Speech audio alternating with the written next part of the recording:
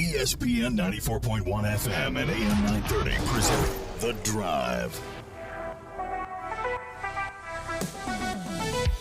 Welcome in. It is the Friday, June 24th edition. The Drive begins now on ESPN 94.1 and AM 930. I'm your host, Paul Swann. We're going to take your phone calls and texts this hour. We'll open the text line up right now at 304-396-TALK. 304-396-8255. Coming up later on the program, I don't know how much later, as I was just told as we went to airtime, he is slightly behind, so Christian Spears, the athletic director of Marshall University, will be here. He's a little busy today. There's this baseball thing. I'll tell you, somebody who covered baseball today for the Herald-Dispatch is Luke Creasy. He just happens to be on hand. Just so happened. He just happened to show up here today. I walked by at like 5:01. I'm like, about showtime. Yeah, I'm just going to drop in and say hi to Paul. Yeah. And now here we are. Here we are. So how excited are you? Just to stand back for a second, not as a reporter, but as someone who has invested a lot of time in Marshall, to finally see something that looks tangible with this. Yeah, I think tangible is a good word, because I think it feels at this point just a little more concrete for people who have been clamoring for, maybe clamoring is not the right word, but calling for a stadium to be built. Of course, in 2019, we were thinking that might be the direction that things were headed then for the ballpark to open by 2022. It is 2022, but certainly feels like there's a little more concreteness to this plan, especially with the new site and all that could be done and tying in existing facilities. Kind of a really cool design plan revealed this morning by the Board of Governors. Okay, so the public has not yet seen the design plan. That will come soon. That'll be revealed. The great thing about this is this was sort of part of the plan a few years ago, and Courtney Hessler tweeted that out today from the Herald-Dispatch as well.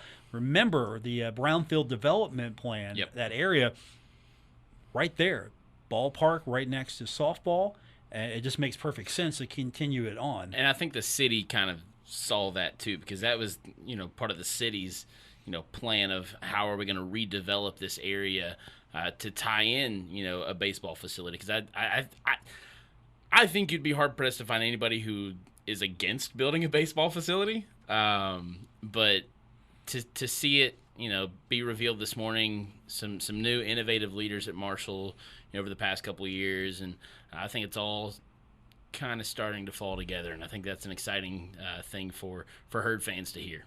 Something else, I knew about this last week, but it's made public today, and you probably knew about it as well. We're also doing a little crowdfunding. You can donate. You could donate $10. You could donate $1,000. There's a campaign that's set up where fans can actually donate and help match some funds that will be made available up to, I believe, $50,000.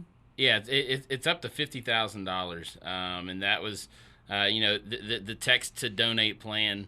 You can text Go Herd to 801-801, and the Big Green president, Chris Lambert, and his wife, Melissa, are actually matching gifts up to a total of $50,000 today. And so that was kind of, their launching point for this. You can go to herdrises.com and kind of track the progress. I think the last time I saw it was close to $11,000 that had been raised today.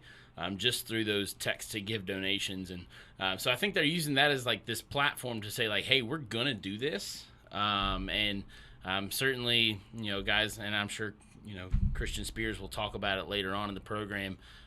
This is important to these people, and a chance for those same fans who have been calling for a baseball stadium to put their money where their mouth is and make it happen. Luke Creasy is with me from the Herald-Dispatch. He's been following this story, of course. Luke is now the beat reporter covering the Thundering Herd for the Herald-Dispatch. You've been in that role for a few months now. Yeah, a few months now. It's a good look on you so far. Oh, thank you. I've enjoyed putting the look on. So, I was around the athletic program as a student, and through my, I was at WMUL, and I interned here for a while, and but great to be kind of back into to the rhythm of things. It's definitely different because I was covering education right before this. No, this is not the Cabell County Board of Education. Completely different. Yeah, completely different. They don't throw footballs there or, do anything. Well, they do some things athletic related. Is the drama as entertaining in athletics as it was in education? No, education's got you beat on the drama. I think they take that cake pretty easily. We're going to have Christian Spears come in the studio Never a here. dull moment. No, never a dull moment. Christian Spears is going to be checking in with us soon here, so I hope that he's just stuck in the drive-thru right now. That's what I'm hoping. I think he's bringing us beverage because he mentioned he'd bring beverages last time. Oh, well. Yeah, I'm hoping you remembered that. There you go. So Luke will need something now. I left as my well. Sprite in the car. Okay. So you need something cold to back. drink as well. Yeah. Okay. So hopefully he's listening and he's bringing us beverages as we speak, because we got a lot to get into with him. This is something that it's day 102 for him. Yeah. 102, and here it is. Something That's a busy 100 days. Yeah, quite busy. 102 days, baseball park going to be built. And then I talked to yesterday someone from the Georgia Southern Radio Network, and they just stressed to me how busy baseball is going to be in the Sun Belt, how big it really is. It's one of the better conferences. Conference USA was a good baseball conference, but the Sun Belt takes that. And I think one of the things that Christian might talk about today too is when you look at the facilities in the Sun Belt. Beautiful ballparks, and I think that's part of the plan too. You got to keep up. Yeah, it was Colin Lacey from the Georgia Southern Sports Network, and I talked to him about baseball, and he just said, "No, look, it's huge. Baseball's big here." So we're going from a league where baseball was big into a league where baseball is big, and you're bringing capital BIG. Yeah, and you're bringing Southern Miss with you. And baseball's an okay thing there. It's basically baseball season, spring football season, back to baseball. I think soccer's going to rival some of these too. You think so? At least the men's league. Okay, men's league looks tough good. league. Yeah, UCF is back. Yep. How much fun is that going to be? Talk about the regional rivalries for Marshall going into the Sun Belt, bringing back UCF. That's huge. It's a good feel. Yeah, I like that because, as Marshall fans, who do you love and hate more than UCF? Back from, just period. Just came into the MAC. They were a little cocky. Got into an upgrade, of leagues with them, and then they got a little cockier, and then they started winning. Mm-hmm. And it wasn't fun if you're a Marshall fan, especially on basketball court. And then they won an air quotes national championship. Yes, national championship. So they are national champions in football. And, of course, the guy I love to hate and hated to love, A.J. Ramsa. Remember him? Yep. Oh. Yep. No, just I couldn't stand him, and I applauded him for that. Maybe Donnie Jones shows up at a Marshall men's soccer game. That would be some serious shade. That would be some serious shade. We can't imagine that. I'm just throwing it out there. Yeah, really.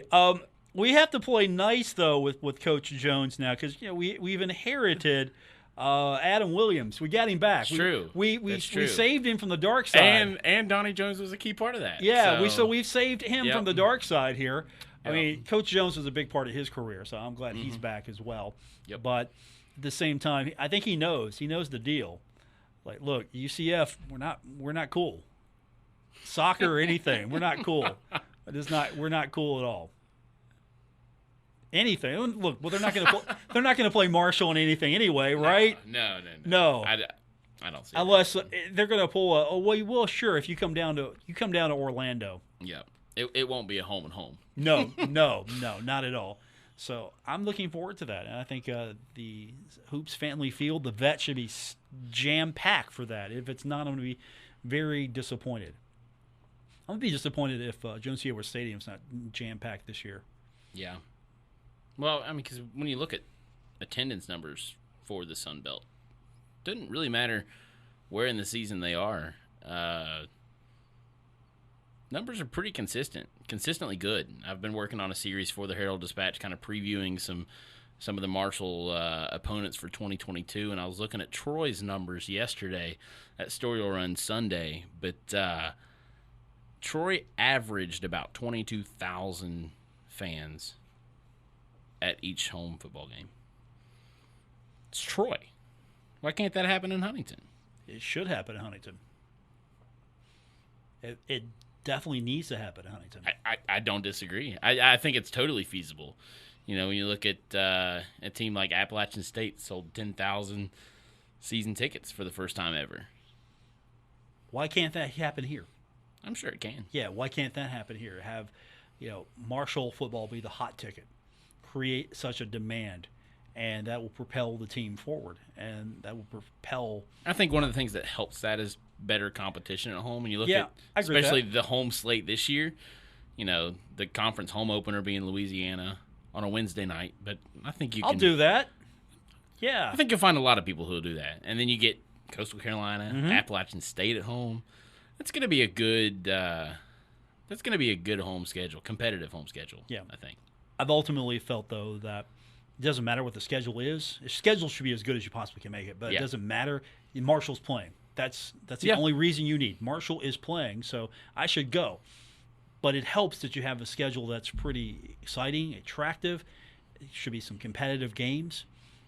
As Coach Huff has said in the past, this league is real. He said that when Marshall joined the Sun Belt, that this league was real.